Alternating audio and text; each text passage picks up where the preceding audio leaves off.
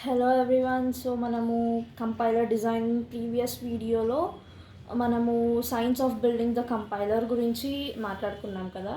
So దాని next topic మన సిలబస్లో వచ్చేసి ప్రోగ్రామింగ్ లాంగ్వేజ్ బేసిక్స్. ఓకే, ఇది కూడా చాలా important topic. Like the question ఎలా వస్తుందంటే what are the programming language basics, explain with examples అను అలా 15 మార్క్స్కి డైరెక్ట్ అడిగినా అడగొచ్చు, ఛాన్సెస్ ఉన్నాయి. సో దీనిలో మనకి 8 టాపిక్స్ ఉన్నాయి మొత్తం. First static dynamic distinction, environment and state, static scope and block structure, explicit access control, declaration and definition, dynamic scope, parameter passing mechanisms, aliasing. So ఈ టాపిక్స్ అన్నిటి గురించి నేను బ్రీఫ్గా ఎక్స్ప్లెయిన్ చేయబోతున్నాను. అండ్ ఈ వీడియో నాకు తెలిసి 2 పార్ట్స్లో నేను పోస్ట్ చేస్తాను, అప్లోడ్ చేస్తాను, ఎందుకంటే చాలా పెద్ద పెద్ద టాపిక్స్ ఇవి. సో ఇదర్ నేను 4 అలా డివైడ్ చేసి చెప్తాను. Okay, so let's start. మనం first static or dynamic distinction నుంచి స్టార్ట్ చేస్తాం. సో నేను టాపిక్ ఎక్స్ప్లెయిన్ చేసే ముందు నేను మళ్ళీ రిపీట్ చేస్తున్నాను ఈ పాయింట్. నా నోట్స్ మీరు పెద్దగా ఉంది అని అనుకుంటే మాత్రం, if you are following my videos from starting, మీకు తెలుసు నా నోట్స్ అన్నీ నేను ఎగ్జామ్ పాయింట్ ఆఫ్ వ్యూకి చూసి రాస్తాను. సో ఒకవేళ మీరు ఇలా ఎగ్జామ్లో నేను ఎలా రాసానో అలానే రాస్తే మీకు ఫుల్ మార్క్స్ వేస్తారు. ఓకే, ఎందుకంటే ఎప్పుడైనా మనం ఎగ్జామ్లో బ్రీఫ్గా రాయాలి. ఏది రాసినా కూడా చిన్నగా రాస్తే కాదు, బ్రీఫ్గా దాని గురించి అట్లీస్ట్ 1-2 పేపర్స్ ఫిల్ చేయాలి. Okay, so first static or dynamic distinction. So static or dynamic distinction అంటే ఏంటి? Among the most important issues that we face when designing a compiler for a language is what decisions can the compiler make about the program. So మనం కంపైలర్ని program చేసేటప్పుడు, design చేసేటప్పుడు ఒక main problem ఏంటంటే compiler ఎలాంటి decisions తీసుకోగలుగుతుంది program గురించి. Okay, ఈ క్వశ్చన్ అనేది అరైజ్ అవుతుందంట. సో అది ఎలా డెసిషన్ తీసుకుంటుంది? If a language uses a policy that allows the compiler to decide an issue, okay, if there is a policy, అంటే ఒకవేళ కంపైలర్కి ఒక ఇష్యూని డిసైడ్ చేసే రైట్ ఉంటే అది ఎలా జరుగుతుందంటే, we say that the language uses a static policy or that the issue can be decided at compile time. So first 2 types ఉన్నాయి ఇందులో. ఒకటి స్టాటిక్ పాలసీ, ఇంకొకటి డైనామిక్ పాలసీ. సో ఇప్పుడు స్టాటిక్ పాలసీ అంటే ఏంటంటే కంపైలర్ ప్రోగ్రామ్ జరిగేటప్పుడు compile టైంలో decision తీసుకుంటే, కంపైల్ టైంలో అంటే ప్రోగ్రామ్ కంపైల్ అయ్యేటప్పుడు ఇంకా రన్ అవ్వలేదు. ఓకే, సో డెసిషన్ కంపైలింగ్ టైంలో తీసుకుంటే దాన్ని స్టాటిక్ పాలసీ అని అంటారు. సో ఇక్కడ ఎగ్జాంపుల్ ఉంది, ఎగ్జాంపుల్ చూస్తే మీకు ఇంకా ఈజీగా అర్థమవుతుంది. సో ఇక్కడ ఏముంది? Static void main. Okay, first మనం స్టాటిక్ మెయిన్ని డిక్లేర్ చేసాం ఇక్కడ. నెక్స్ట్ ఇంట్ నమ్ num2. So num1 and num2 అనే వేరియబుల్స్ని డిక్లేర్ చేసాం ఇంటీజర్ టైప్. సో ఇంట్ some is equal to num1 plus num2. కానీ ఇక్కడ సెమీకోలన్ ఉందా? నార్మల్గా అయితే మనం ఎవ్రీ స్టేట్మెంట్కి సెమీకోలన్ పెట్టాలి కదా. So here no semicolon. Error occurs at the compile time. Error compile టైంలోనే కదా వస్తుంది. ప్రోగ్రామ్ రన్ అయ్యేటప్పుడు అది మనకి ఎర్రర్ చూపిస్తుందా? లేదు, కంపైల్ టైం అప్పుడే మనకి ఎర్రర్ చూపిస్తుంది. ఒకవేళ ఎర్రర్ ఉంటే ఎప్పుడైనా ప్రోగ్రామ్ రన్ అవ్వదు. సో కంపైల్ టైంలోనే మనకి రెడ్ మార్క్స్ తోటి చూపిస్తుంది అనమాట మన ప్రోగ్రాంలో కదా. మీరు ఒకవేళ ఎగ్జిక్యూట్ చేస్తుంటే మీకు తెలిసి ఉంటుంది. సో మనకి ఎర్రర్స్ అన్నవి కంపైలింగ్ టైంలోనే కనిపిస్తాయి. సో ఈ ఎర్రర్ చూపించడం అనే డెసిషన్ కంపైలర్ ఎప్పుడు చేస్తుంది? కంపైల్ టైంలో చేస్తుంది. అందుకే దాన్ని స్టాటిక్ పాలసీ అంటారు. స్టాటిక్ అంటే కంపైలింగ్ టైం. సో ఇలా గుర్తుపెట్టుకోండి, స్టాటిక్ అంటే కంపైలింగ్ టైం. సో ఏది ఉన్నా కూడా అన్ని కంపైలింగ్ టైంలోనే డెసిషన్స్ అన్నవి తీసుకుంటాయి. సో ఇది static distinction. Next, if the decision is made at run time, it is using dynamic policy. Okay, so ఇప్పుడు ఏమవుతుంది? ఏవైతే డెసిషన్స్ రన్ టైంలో తీసుకుంటుందో దాన్ని dynamic policy or dynamic distinction అని మనం అంటాం అన్నమాట. So run time dynamic policy. So compile time, static policy, ఇలా గుర్తుపెట్టుకోండి. సో ఇక్కడ చూడండి, సెమికోలన్ మనం పెట్టేసాము. సో ఈ ఎగ్జిక్యూషన్ కంపైల్ టైంలో అవుతుందా, రన్ టైంలో అవుతుందా? రన్ టైంలోనే కదా ఇది ఎగ్జిక్యూట్ అయ్యేది ప్రోగ్రాము. సో అలా అనమాట. Okay, I hope this is clear. ఏం లేదు, చాలా సింపుల్. డెసిషన్స్ ఏవైతే కంపైలింగ్ టైంలో తీసుకుంటామో వాటిని స్టాటిక్ అని అంటాము.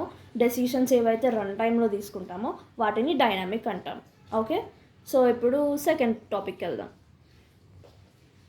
Second topic is very small and simple topic. ఏంటిదంటే environment states, environments and states. So environments అంటే ఏంటి, స్టేట్స్ అంటే ఏంటి? First, the environment is mapping from names to locations in the store, actually storage. The environment is mapping from names to the locations in the storage. Okay, since variables refer to as locations, we could alternatively define an environment as mapping from names to variable. So ఇప్పుడు టెక్నికల్గా ఈ environment అంటే ఏంటంటే, ఇప్పుడు మనము వేరియబుల్కి names ఇస్తాం కదా, so అవి లొకేషన్లో స్టోర్ అవుతాయి, రైట్? మన వేరియబుల్ నేమ్స్ ఒక లొకేషన్లో స్టోర్ అవుతాయి. సో వీటిని మ్యాప్ చేయడము అంటే వీటిని చూడడము, ఏ నేమ్, ఏ వేరియబుల్ నేమ్ ఏ లొకేషన్లో స్టోర్ అయింది, ఈ మ్యాపింగ్నే మనము ఎన్వైరన్మెంట్ అని అంటాం. So mapping from names to location అన్న అనొచ్చు, లొకేషన్స్ని మళ్ళీ వేరియబుల్స్ అని కూడా అనొచ్చు మళ్ళీ. So mapping from names to variables అని కూడా అనొచ్చు. సో అదే ఉంది, mapping from names to locations or mapping from names to variable. Locations or variable or nothing but same. So ఈ నేమ్స్ అన్నవి మనం ఇక్కడికి మ్యాప్ చేయడంనే ఎన్వైరన్మెంట్ అని అంటాం. సో ఇప్పుడు స్టేట్ అంటే ఏంటిది? The state is mapping from location store to their values. ఇప్పుడు ఒక వేరియబుల్ ఉంది, ఓకే, వేరియబుల్ ఏ. ఇది సమ్ స్టోరేజ్, ఏదో ఒక స్టోరేజ్ దానిలో స్టోర్ అయి ఉంది వేరియబుల్. దీని వాల్యూని మళ్ళీ మ్యాప్ చేయడం. సో దీనికి ఏ ఈజ్ ఈక్వల్ టు 10 అనో ఏదో ఒక వాల్యూ ఉంటుంది కదా. సో ఆ వాల్యూని, so searching of variables with their వాల్యూస్ని మనము స్టేట్స్ అని అంటాము. So mapping from location store to their values. Okay, so location నుండి వాటి వాల్యూస్కి మళ్ళీ మనము సర్చ్ చేయడంని లేకపోతే మ్యాప్ చేయడంనే స్టేట్స్ అని అంటాం. Simple, clear. సో దీనికి పెద్దగా థియరీ రాయాల్సిన అవసరం లేదు. సింపుల్గా మీరు an environment is mapping of names to locations అని రాసేసి, ఆ state is mapping from locations to values or values అని రాసేస్తే, ఈ డయాగ్రామ్ కూడా గీస్తే మీకు మార్క్స్ వచ్చేస్తాయి. ఇది ఏం పెద్ద టాపిక్ ఏం కాదు, ఇది నార్మల్ టాపిక్. ఓకే, సో ఇప్పుడు మనం నెక్స్ట్ టాపిక్ వెళ్దాం. మన నెక్స్ట్ టాపిక్ ఏంటిది? Static scope and block structure. So static scope and block structure, ఈ టాపిక్ చాలా కొంచెం పెద్దది. సో ప్లీజ్ స్కిప్ చేయకుండా ఈ పార్ట్ని మాత్రం వినండి, బికాజ్ ఇది మీరు ఏమాత్రం స్కిప్ చేసినా కూడా కొంచెం కన్ఫ్యూజింగ్గా ఉంటుంది. సో టెక్నికల్లీ అసలు స్కోప్ అంటే ఏంటి నార్మల్గా? సో ఎప్పుడైనా కూడా మనం ఏదైనా లైక్ మెయిన్ కాదు, ఇంట్ ఏ ఆర్ బి సంథింగ్ ఏదైనా ఒక బ్రాకెట్లో మనము డిక్లేర్ చేసాం. సో ఈ ఇంట్ ఏ బి స్కోప్ ఎక్కడి వరకు ఉంటుంది? ఈ ఓపెనింగ్ అండ్ క్లోజింగ్ బ్రాకెట్ వరకు. సో ఎక్కడైతే ఓపెన్ అయిందో ఆ ఓపెనింగ్ నుండి ఎక్కడైతే క్లోజ్ అవుతుందో ఆ క్లోజింగ్ వరకు మాత్రమే దీని స్కోప్ ఉంటుంది. స్కోప్ అంటే ఏంటి? దీన్ని రీచ్ అవ్వగలుగుతాం మనం. ఈ బ్రాకెట్, బ్లర్ అవుతుంది, ఈ బ్రాకెట్ లోపలనే మనం రీచ్ అవ్వగలుగుతాం. ఓకే, సో ఒకవేళ వెయిట్, బ్లర్ అవుతుంది కదా. సో ఒకవేళ సమ్ ప్రోగ్రామ్ ఉంది with so many, okay, so ఇక్కడ ఏమున్నాయి? ఫస్ట్ ఈ మెయిన్ బ్లాక్స్ ఉన్నాయి, తర్వాత ఈ లోపల సబ్ బ్లాక్ ఉంది.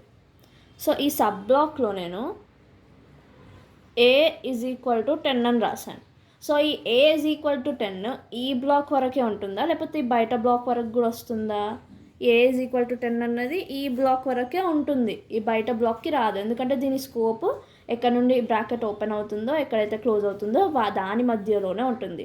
సో దీన్నే స్కోప్ అంటాం. నేను సింపుల్గా ఎక్స్ప్లెయిన్ చేయడానికి ట్రై చేస్తున్నాను స్కోప్ అంటే ఏంటి అని.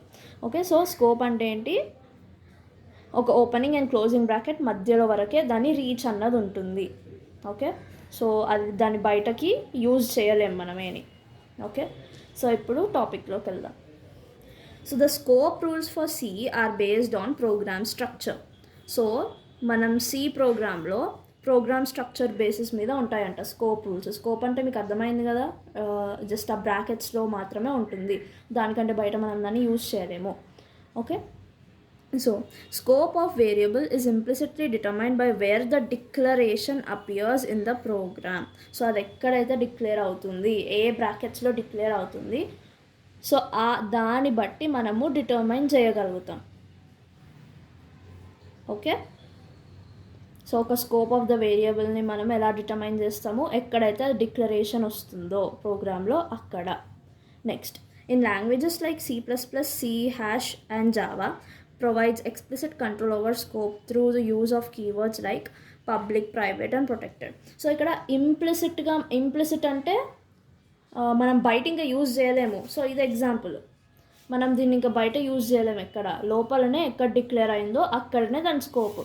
కానీ C++, C#, అండ్ జావాలో ఏమవుతుంది, మనం ప్రైవేట్, పబ్లిక్, ప్రొటెక్టెడ్ అని కీవర్డ్స్ తోటి మనం దాన్ని ఎక్స్ప్లిసిట్గా కూడా యూజ్ చేయొచ్చు బై ఇన్హెరిటెడ్ క్లాసెస్ అలా. ఓకే, సో జావాలో అయితే నార్మల్గా మనము ఎలా ప్రైవేట్లో ఉన్న వాటిని మనం ఎలా యూజ్ చేయగలుగుతాం, ఇన్హెరిట్ చేసి దాన్ని యూజ్ చేయగలుగుతాం, రైట్. సో ఎక్స్ప్లిసిట్గా ఎలా యూజ్ చేయగలుగుతాం అంటే ఇలా. Okay, like public, private, protected అనే దీంతో దాని స్కోప్ని కొంచెం ఎక్స్టెండ్ చేయొచ్చు. ఓకే, ఇన్హెరిట్ చేసుకునో ఎలానో అలా.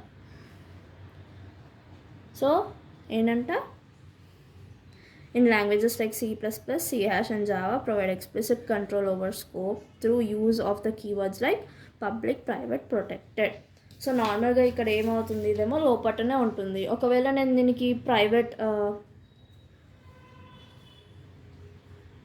ప్రైవేట్ అని ఇస్తే ఇది లోపటనే ఉంటుంది, దీన్ని మనం ఎలా యూజ్ చేయలేము. అదే జావాలో అయితే మనం ఇన్హెరిట్ చేసి మనం దీన్ని యూజ్ చేయొచ్చు. సో అలా. Okay, so next, static scope can be given by using blocks. So static scope అన్నది మనము బ్లాక్స్ తోటి ఇవ్వచ్చు. సి యూజెస్ బ్రేసెస్, నేను ఇప్పుడే చెప్పాను కదా, ఈ బ్రాకెట్స్లో ఏదైతే ఉంటుందో ఆ లోపల ఉన్న స్కోప్ ఆ బ్రాకెట్స్ లోపల మాత్రమే ఉంటుంది. To denote a block, Algol uses begin and end. So మనమేమో ఓపెనింగ్ బ్రాకెట్, క్లోజింగ్ బ్రాకెట్ సిలో యూజ్ చేస్తే ఓపెనింగ్ బ్రాకెట్ బదులు బిగిన్ యూజ్ చేస్తుంది, క్లోజింగ్ బ్రాకెట్ బదులు ఎండ్ యూజ్ చేస్తుంది అందులో ఆల్గోల్లో. To denote a black.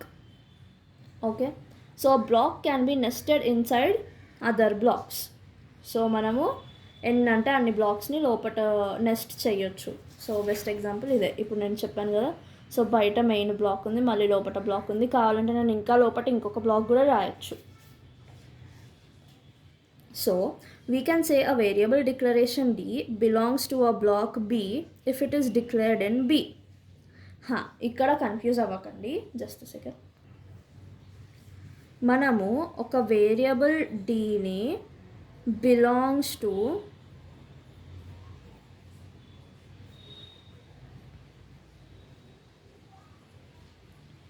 Black B అని ఎలా అంటాము. సో బ్లాక్ B, ఇప్పుడు నేను D is belongs to block B అని నేను ఎలా అంటాను. సో బ్లాక్ Bలో ఒకవేళ D డిక్లేర్ అయితే అప్పుడే నేను చెప్తాను కదా D is in the block B అని చెప్తున్నాను కదా. సో ఇదే ఈ సింపుల్ దాన్నే వీళ్ళు ఇలా సెంటెన్స్లో చెప్పారు. We can say a variable declaration D belongs to a block B if it is declared in B. ఒకవేళ D Bలో డిక్లేర్ అవుతే then we can say that D belongs to B కదా. సో అలా. So if the declaration D of name X is in B, then the scope of X is B as well as any nested block. So ఇప్పుడు ఏం చెప్తుందంటే ఈ sentence ఏం చెప్తుందంటే, for example నేను ఒక వేరియబుల్ X అని తీసుకున్నాను. ఓకే, సో ఫస్ట్ నేను ఒక బ్లాక్ B తీసుకుంటున్నాను. ఓకే, బ్లాక్ బి, దీనిలో నేను ఎక్స్ని సంథింగ్ ఇంట్ ఎక్స్ని డిక్లేర్ చేశా బ్లాక్ లోపట. రైట్, బ్లాక్ లోపట చేద్దాం. సో ఇంట్ ఎక్స్. ఓకే, ఈ బ్లాక్ లోపట నేను ఇంట్ ఎక్స్ అనే వేరియబుల్ని డిక్లేర్ చేశాను. ఈ X is belonging to D, X belongs to D. Okay, అంటే నేను ఈ సెంటెన్స్ వైజ్ ఎక్స్ప్లెయిన్ చేస్తాను. Declaration D of name X. So ఈ డీని మనం ఎక్స్ అని నేమ్ చేసాం. ఓకే, అండ్ దెన్ మనం ఇప్పుడు లోపల డిక్లేర్ చేస్తున్నాం. సో ఏమంటున్నాడు, then the scope of X is B as well as any nested block. So ఈ ఎక్స్ స్కోప్ ఒట్టి ఈ బ్లాక్లోనే కాకుండా లోపల ఏమైనా నెస్టెడ్ బ్లాక్స్ ఉన్నాయనుకోండి, లైక్ ఫర్ ఎగ్జాంపుల్ ఇక్కడ ఇంకేదైనా బ్లాక్ ఉంది, సో దీని లోపలికి కూడా ఎక్స్ స్కోప్ ఉంటుందంట. ఓకే, సో మెయిన్ బ్లాక్లో డిక్లేర్ చేసిన వాటికి దాని కింద ఉన్న సబ్ నెస్టెడ్ బ్లాక్స్లోకి కూడా వీటి స్కోప్ ఉంటుంది. అంటే నేను ఈ బ్లాక్లో కూడా ఎక్స్ని యూజ్ చేసుకోవచ్చు. ఓకే, నేను ఇప్పుడు దాకా క్లియర్ లేదు, ఒక్క నిమిషం నేను మళ్ళీ కొంచెం క్లియర్గా ఎక్స్ప్లెయిన్ చేస్తాను. సో ఫస్ట్ నేను ఒక మెయిన్ బ్లాక్ తీసుకుంటున్నాను, ఒక గ్రీన్ తోటి.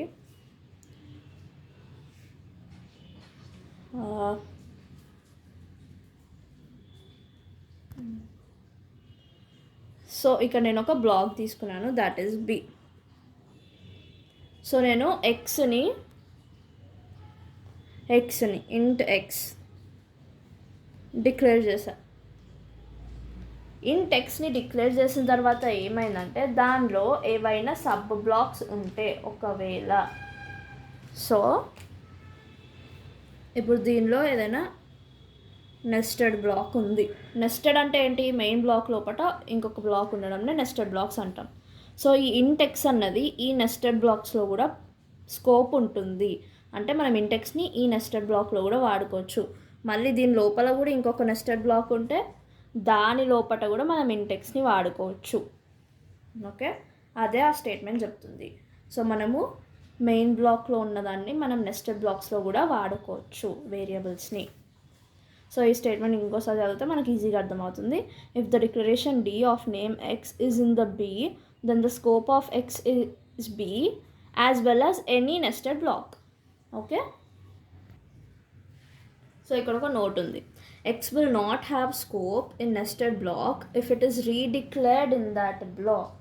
So if it is redeclared in that block, ఎక్స్కి అందులో స్కోప్ ఉండదంట. సో ఇప్పుడు నేను సేమ్ ఇదే తీసుకుంటున్నాను. సో ఇక్కడ వరకు బాగానే ఉంది కదా. సో నేను ఇందులో మళ్ళీ ఒక ఎక్స్ని మళ్ళీ డిక్లేర్ చేస్తున్నాను, ఇంట్ ఎక్స్ ఈజ్ ఈక్వల్ టు 10 అని. Okay, something. సో ఇప్పుడు ఏమైంది అంటే ఈ ఎక్స్ ఇంట్ ఈజ్ ఈక్వల్ టు ఎక్స్ అన్నది ఈ బ్లాక్లో పనిచేస్తుంది, ఈ బ్లాక్లో కూడా పనిచేస్తుంది, కానీ ఈ బ్లాక్లో పని చెయ్యదు. ఎందుకంటే ఇక్కడ మనము రీడిక్లేర్ చేసాము, రీడిక్లేర్డ్. సో రీడిక్లేర్డ్ అయిన బ్లాక్లో అది రీచ్ అవ్వలేదు. సో ఇక్కడ ఎక్స్ ఈజ్ ఈక్వల్ టు 10 వాల్యూనే తీసుకుంటుంది, ఈ వాల్యూ ఇక్కడ తీసుకోదు. సో ఓన్లీ ఈ 2 బ్లాక్స్ వరకే దాని రీచ్ ఉంది. సో రీడిక్లేర్ అయిన బ్లాక్లో దాని రీచ్ ఉండదు. So X will not have any scope in nested block if it is redeclared in that block. So ఇక్కడ రీడిక్లేర్ అవుతుంది కాబట్టి దీనిలో ఈ ఎక్స్ వాల్యూ పనికి రాదు, ఈ ఇందులో డిక్లేర్ అయ్యే ఎక్స్ వాల్యూనే అది యూజ్ చేసుకుంటుంది.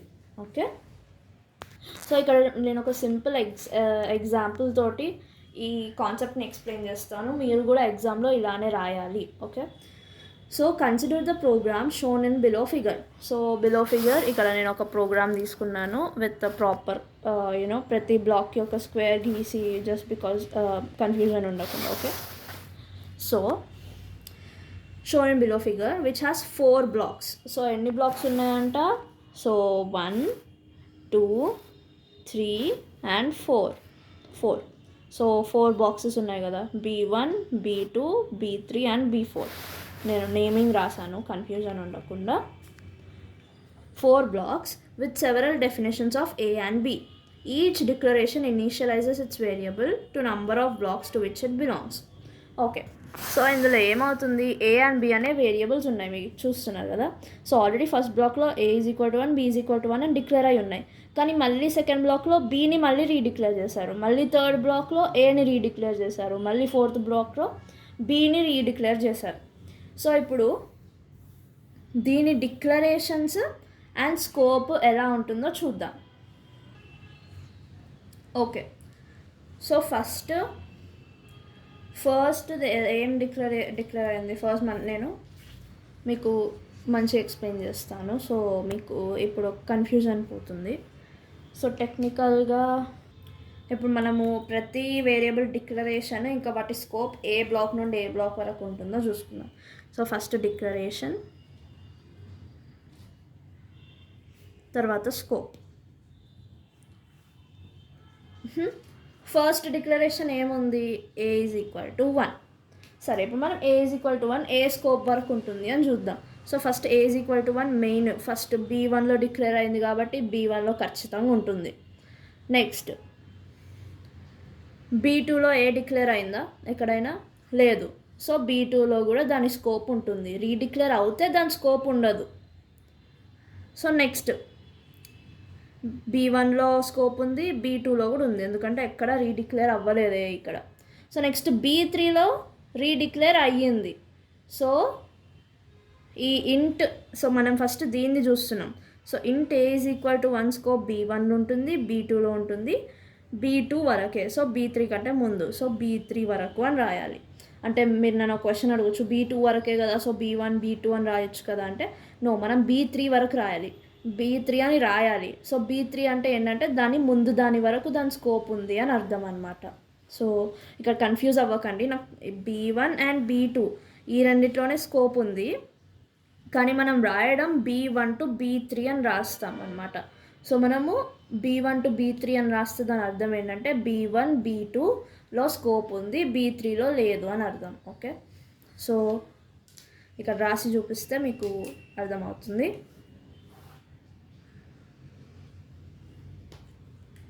సో ఇక్కడ చూస్తే first declaration int A is equal to 1. So int A is equal to 1 scope ఎక్కడుంది, B1 B2 to B1 to B3 వరకు ఉంది.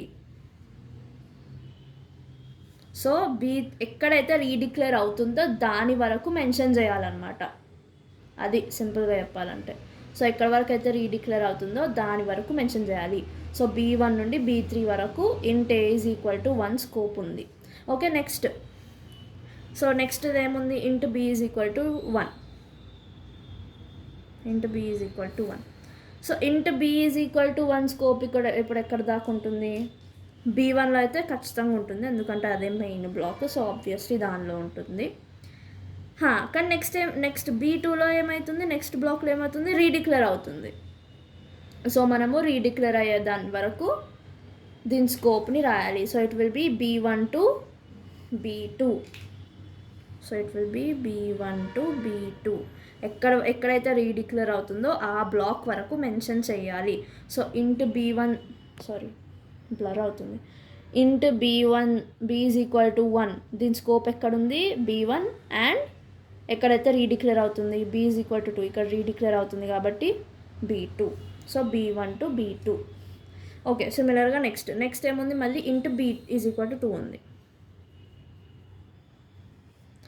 సో మెయిన్ ఫస్ట్ ఎక్కడ డిక్లేర్ అవుతుంది, B2 నుండి స్టార్ట్ అవుతుంది దీని స్కోప్. సో B2 నుండి స్టార్ట్ అవుతుంది కాబట్టి ఇక్కడ బ్లైండ్గా ఫస్ట్ మనం B2 అని పెట్టేసుకుందాం. సో నెక్స్ట్ B3 ఉంది దీని కింద. B3లో Bని ఏమైనా డిక్లేర్ చేశారు, రీడిక్లేర్ ఉందా, లేదు. సో దీనిలో కూడా ఉంది. నెక్స్ట్ B4, ఇక్కడ చూడండి, ఇప్పుడు B4లో రీడిక్లేర్ చేశారు కదా, సో రీడిక్లేర్ అయిన బ్లాక్ వరకు రాయాలి. అంటే B2లో స్టార్ట్ అవుతుంది, రీడిక్లేర్ అయ్యే వరకు అంటే రీడిక్లేర్ ఎక్కడైంది, B4లో అయ్యింది. So B2 to B4. So ఇక్కడ B2 అని రాసుకున్నాం కదా, B4. సో ఇట్ ఈస్ ఇంట్ B ఈజ్ ఈక్వల్ టు 2 అంటే ఇది B2 టు B4 వరకు ఉంది దీని స్కోప్. ఓకే, సో ఇంకా B2లో ఇది ఒక్కటే ఉంది. నెక్స్ట్ B3లో మళ్ళీ ఇంట్ ఈజ్ ఈక్వల్ టు A3 ఉంది. సో ఇక్కడ రాసుకుందాం, int A is equal to 3, sorry. Int A is equal to 3. So int A is equal to 3 మెయిన్గా ఫస్ట్ ఎక్కడ డిక్లేర్ అయింది, B3లో డిక్లేర్ అయింది. B3 అని రాసుకుందాం. సో మళ్ళీ దీనికి సబ్ బ్లాక్స్ అవేం లేవు కాబట్టి దీని స్కోప్ ఈ బ్లాక్ వరకు మాత్రమే ఉంటుంది. సో నెస్టెడ్ బ్లాక్స్ ఏం లేవు కదా దీనిలో. So int A is equal to 3 B3లోనే ఉంటుంది. So B3. నెక్స్ట్ ఏముంది ఇక్కడ, ఇంట్ B ఈజ్ ఈక్వల్ టు 4. మళ్ళీ int B is equal to 4లో స్టార్ట్ అవుతుంది B4 నుండి. దీనిలో మళ్ళీ నెస్టెడ్ బ్లాక్స్ ఏమైనా ఉన్నాయా, ఈ మెయిన్ ఈ బ్లాక్లో దీనికి నెస్టెడ్ బ్లాక్స్ ఏం లేవు కాబట్టి మళ్ళీ దీని స్కోప్ B4 వరకు మాత్రమే. సో ఇలా declaration and scope, I hope మీకు ఒక క్లారిటీ వచ్చి ఉంటుంది స్కోప్ అంటే ఏంటి అని. సో మెయిన్ డిక్లరేషన్ నుండి రీడిక్లరేషన్ వరకు దాని స్కోప్ ఉంటుంది. Okay, done. So this is how scope is analysed. Okay, so అందుకే ఈ టాపిక్ పేరు ఇది అనమాట, static scope and block structure. So block స్ట్రక్చర్ని బట్టి మన స్కోప్ అన్నది డిసైడ్ అవుతుంది వేరియబుల్ది. ఓకే, సో నెక్స్ట్ ఇంకొక చిన్న ఎగ్జాంపుల్ కూడా ఉంది దీనికి.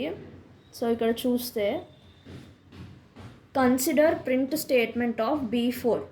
Since B4 has redeclared B is equal to 4, it prints B value as 4. So ఇక్కడ ఏమంటున్నాడు, B4ని కన్సిడర్ చేయండి block structure. So B is equal to 4 అని ఇక్కడ డిక్లేర్ అయింది కాబట్టి దీని B వాల్యూ ఎంత ఉంటుందంట, ఒకవేళ ప్రింట్ చేయాలనుకుంటే it will be 4.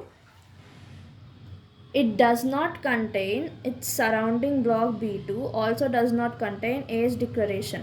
B2's surrounding block B1 has A declaration, so the value is printed as 1.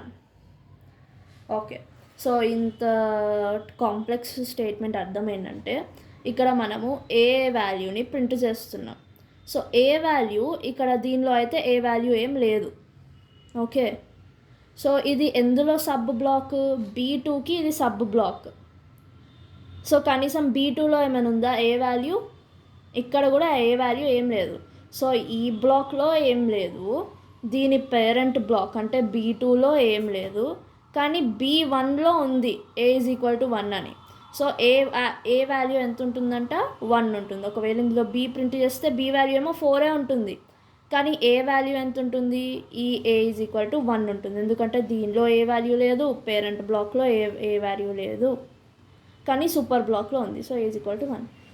So this is how the static scope and block structure works. So ఈ blocks ఇవన్నీ, ఈ branches, ఈ nesting ఇవన్నీ చూసుకొని మనం ప్రాపర్గా analyse చేయాలి. Okay, so దీంతో నేను వీడియోని ఇక్కడ ఎండ్ చేస్తున్నాను. సో 3 టాపిక్స్ అయ్యాయి, కానీ నెక్స్ట్ వీడియోలో మనం మిగతా 5 టాపిక్స్ కంప్లీట్ చేసుకుందాము. ఆల్రెడీ లెంతీ అయిపోయింది. ఏమైనా డౌట్స్ ఉంటే కింద కమెంట్ సెక్షన్లో చెప్పండి. అండ్ ప్లీజ్ వీడియోని స్కిప్ చేయకుండా చూడండి. నా వీడియోస్ కొంచెం లెంతీ అయిపోతున్నాయి, బట్ నేను I'm trying to give you every information and everything related to the topics. So please కొంచెం పేషెన్స్ తోటి చూడండి. And thank you. దీని సెకండ్ పార్ట్, మిగతావి నేను సెకండ్ పార్ట్లో ఎక్స్ప్లెయిన్ చేస్తాను.